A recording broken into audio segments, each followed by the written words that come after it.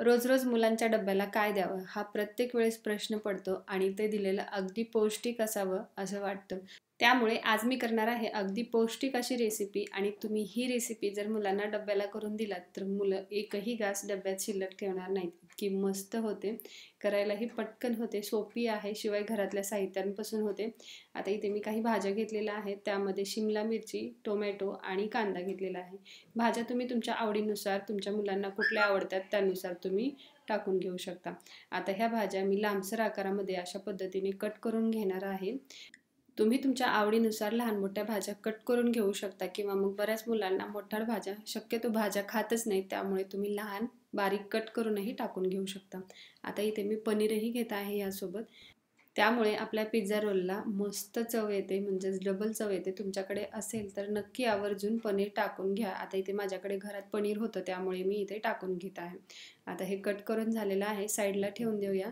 आणि आता हे मी काजू 2 तास पाण्यामध्ये भिजत घातलेले होते. 7-8 काजू घेतलेत आणि नंतर त्यामध्ये 1 क्यूब चीज टाकून घ्यायचं आहे. हे आपण मेयोनीज बनवत आहोत. अगदी पौष्टिक घरच्या घरी बनवलेली मेयोनीज कधीही चांगली. तुम्ही हे अशा पद्धतीने बनवून फ्रीजमध्ये ठेवू शकता. 15-20 दिवस आरामात टिकते. शक्यतो फ्रीझरमध्ये ठेवा. चीज पण इथे मी फ्रीझरमध्ये ठेवलेलं होतं, त्यामुळे त्याचा बर्फ झालेला होता आणि ते व्यवस्थित वाटलं जाणार नाही, त्यामुळे मी साईडला ठेवून दिले. आणि अगोदर आपण इथे चपातीला लावण्यासाठी पिझ्झा सॉस करून घेऊया. त्यासाठी मी इथे 3-4 चमचे केचप घेतलेला आहे किंवा सॉस घेतला आहे. त्यामध्ये 1 चमचा ऑरिगॅनो आणि 1 चमचा चिली फ्लेक्स टाकून घ्यायचे. अशा पद्धतीने घरच्या घरी मस्त असा आपण पिझ्झा सॉस करून घेऊया. पटकन होतो आणि खायलाही छान लागतं. किंवा तुम्ही इथे रेडीमेड पिझ्झा सॉसही वापरू शकता. आता हे तयार झालेलं आहे, साईडला ठेवून देऊया. आणि जे मिक्सरच्या भांड्यामध्ये आपण काजू आणि चीज क्यूब्स टाकून ठेवलेलं होतं ते आपण मस्त असं बारीक वाटून घ्यायचे. आता वाटून घेतलेलं होतं, इकडे गॅसवरती कढई म्हणजेच पॅन गरम करायला ठेवलेलं आहे. त्यावरती थोडंसं तेल टाकून घ्यायचं आहे, 1 चमचा. जास्त तेल टाकायचं नाही, अगदी 1 चमचा तेल टाकून घ्यायचे आणि त्यामध्ये नंतर आपल्याला कट करून घेतलेला कांदा टाकून घ्यायचा आहे सुरुवातीला. आता इथेच मी शिमला मिरचीही टाकून घेते. शिमला मिरची आणि कांदा आपल्याला चांगला 2 मिनिटं तेलामध्ये परतवून घ्यायचं आहे, जोपर्यंत याचा कच्चेपणा जात नाही तोपर्यंत. आणि तुम्ही लगेच जर थोडंसंच तेलामध्ये परतवून या भाज्या रोलमध्ये भरलात तर दुपारच्या टायमाला म्हणजेच मुलांच्या जेवणाच्या टायमापर्यंत त्याचा वास येतो. त्यामुळे चांगल्या परतवून घ्यायच्यात आणि नंतर त्यामध्ये टोमॅटो टाकून घ्यायच्यात. आता इथे परतवून चांगला म्हटलं तर जास्तही परतवायचं नाही, फक्त त्याचा कच्चेपणा जाईपर्यंत, कांदा लाल होईपर्यंत इथे परतवायचे नाही आहेत. आणि नंतर इथेच मी टोमॅटो टाकून घेतलेला आहे आणि पनीरही टाकून घ्यायचे आणि हे सगळं आपल्याला आणखीन 2-3 मिनिटं फक्त तेलामध्ये थोडंसं परतवून घ्यायचं आहे. टोमॅटोला पाणी सुटतं, त्यामुळे जास्त वेळ आपल्याला इथे गॅस चालू करून या भाज्या परतवायच्या नाहीत. आता इथे 2 मिनिटंच फक्त मी भाज्या परतवून घेतलेल्या होत्या आणि गॅस बंद करून दिले.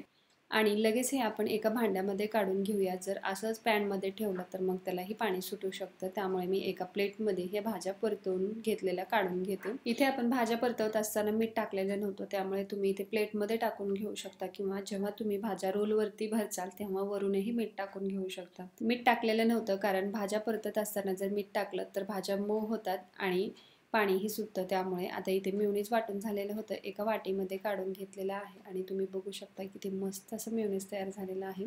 तुम्ही हे मुलांना पराठ्यासोबत सुद्धा खायला देऊ शकता, खूप मस्त लागतं.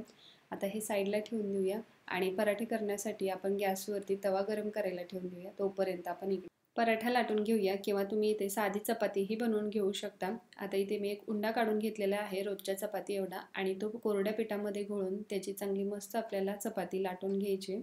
आता इथे मी लाटून घेतलेली होती, याच्यावरती आपण आता तेल टाकून घेऊया.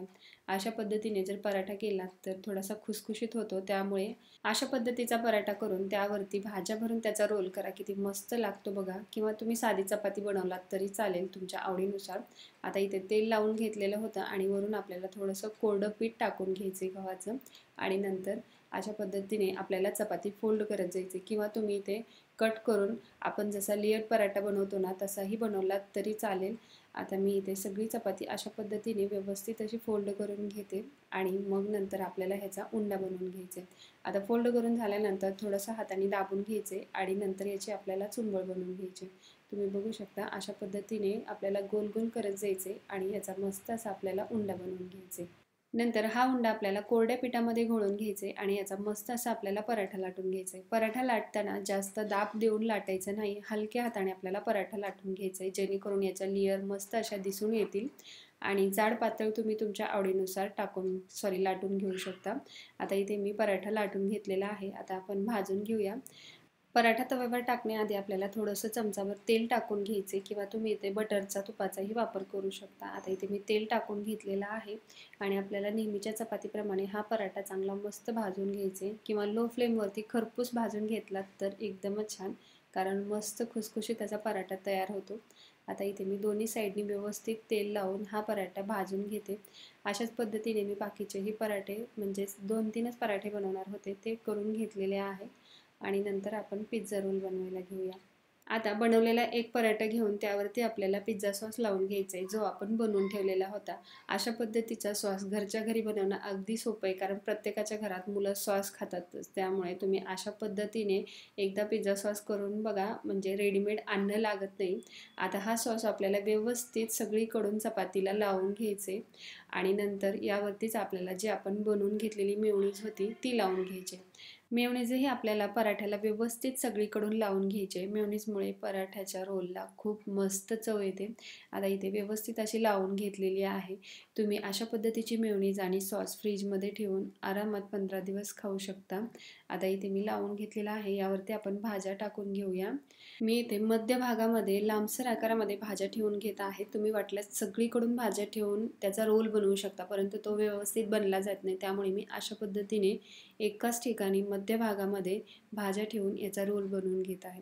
आता इथे मी भाज्या ठेवून घेतलेल्या आहे आणि नंतर याच्यावरती आपण थोडंसं मीठ टाकून घेणार आहोत, कारण सुरुवातीला आपण इथे मीठ टाकलेलं नव्हतं त्यामुळे। आणि नंतर आपल्याला अशा पद्धतीने चपाती किंवा पराठा फोल्ड करून घ्यायचे आणि तो नंतर आपल्याला पेपरमध्ये हा रोल व्यवस्थित फोल्ड करून घ्यायचा आहे, जेणेकरून मुलांना व्यवस्थित असं खाता येईल।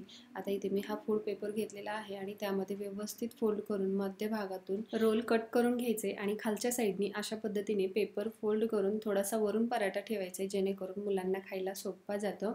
आणि मग तयार आहे आजची आपली रेसिपी। तुम्हाला कशी वाटली नक्की सांगा कमेंट करून। आणि हो, व्हिडिओ आवडला असेल तर व्हिडिओला लाईक करा, जास्तीत जास्त शेअर करा। आणखीन भेटू अशाच नवीन रेसिपीसोबत। धन्यवाद।